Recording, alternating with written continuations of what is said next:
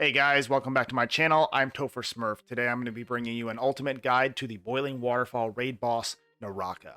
Now I know this boss came out a couple weeks ago, but I've been on vacay and the content's been a little bit slower. So thank you again for joining me for another video. Let's get into it. Now I know a lot of you have cleared it and have been clearing it, but there are still a ton of players who haven't, and this is for them.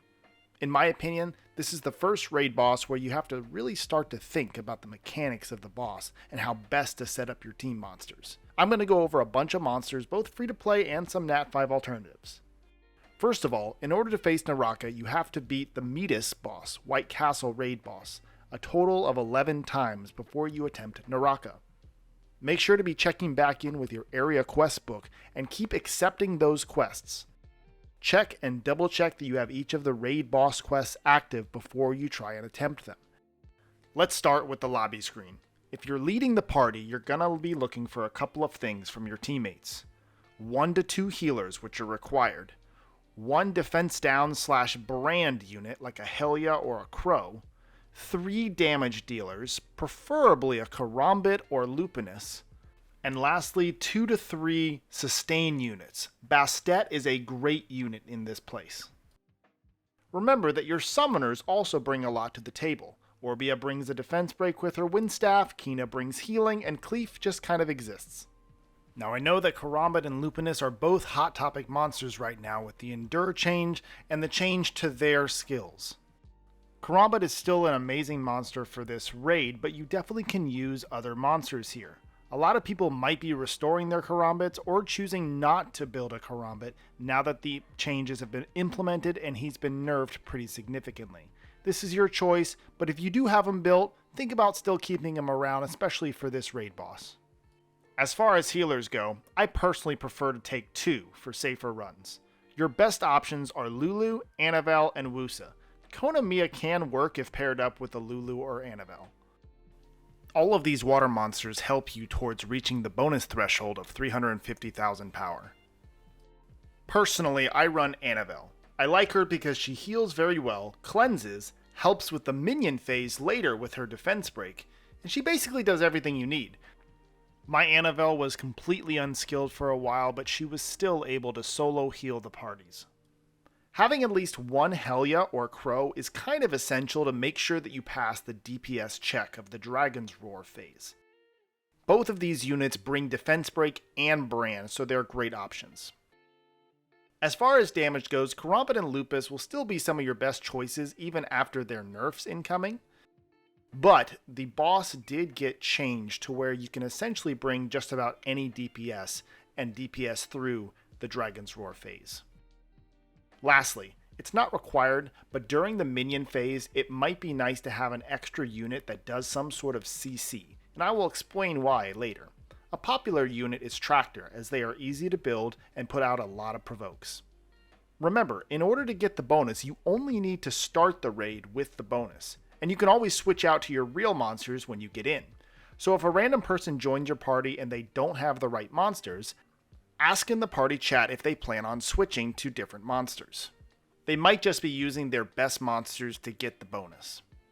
If you're having trouble hitting the bonus yourself, throw out your best monsters in the lobby and also switch to your water weapon, as it will give you more of a bonus towards that bonus threshold. There are some crazy speed compositions that do some weird timing stuff, but it requires a high level of team unity and specific monsters, so I'm going to cover the normal way. I will link down below Apes TV video down in the description if you want to see some high-level theory crafting teams. When you enter the boss chamber, this is your chance to swap out your better monsters for the ones that you're going to use for the fight. When you enter the main area, Naraka will roar and fear everyone, pushing you backwards. You want to position yourself so you don't get pushed back into a red pool and get Dragon's Breath on you. After that, head straight for the boss. It's very important that you stay together with your group. You need to make sure that everyone is getting the effects of the healing monsters. Keep whacking away at the boss. If you have 2 healers, you can mostly spam your healing on cooldown, but if you're solo healing, it's important to be watching both your monsters and the animation on your teammates. You might not notice it, but there's a small flame animation that happens on your teammates. You can't actually see the purple debuff, but you can see that little flame animation covering their character. So make sure to be watching out for that and cleanse or heal when needed. If you were the solo healer, you need to be a little more cognizant of when you're using your abilities. Especially with a 4 mana cost on Lulu and Annabelle, you need to make sure that you have enough mana for certain attacks that the Naraka boss does, and especially for the Dragon's Roar phase, which will continually apply Dragon's Breath to your teammates. For this first damage phase, avoid all of the red bars and circles if you can, but Naraka doesn't do a lot of damage physically, but all of the real damage comes from the purple Dragon's Breath damage over time effect that will get applied to you.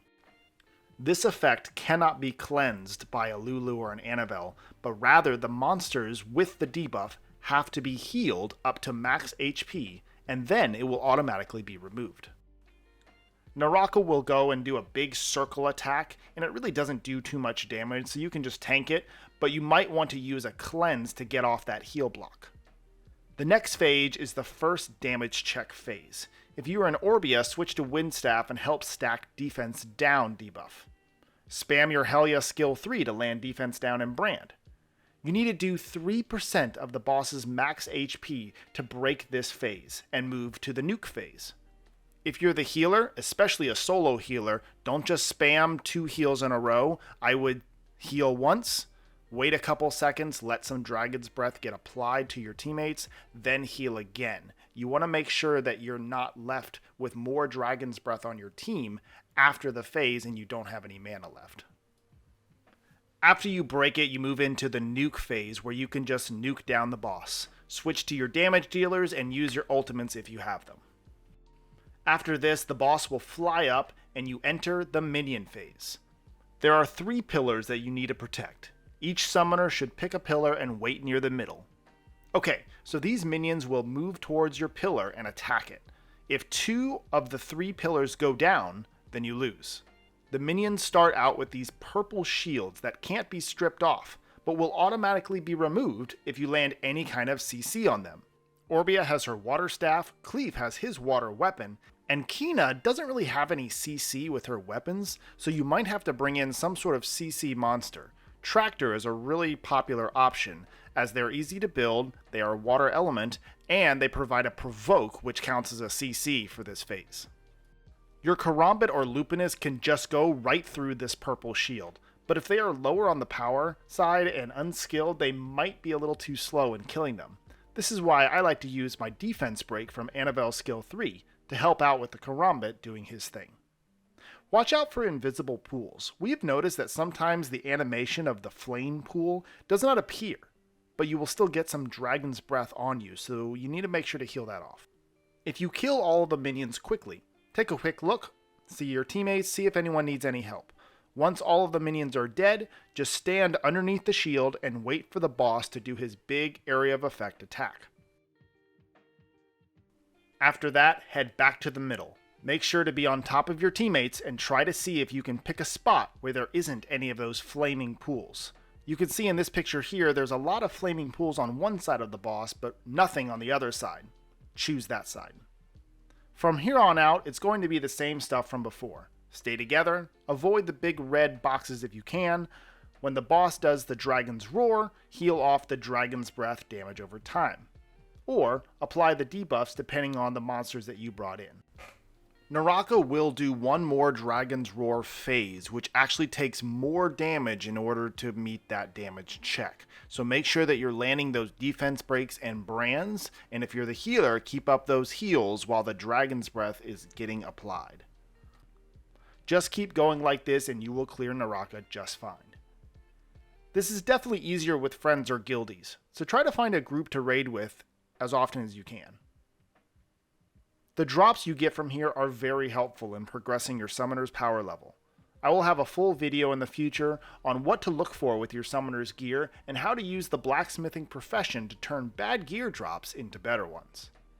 If you have any more questions, let me know down in the comments. I recently set up a Discord, so make sure to join that. The link will be down below. As always, thank you for watching. I'm TopherSmurf telling you to keep on gaming.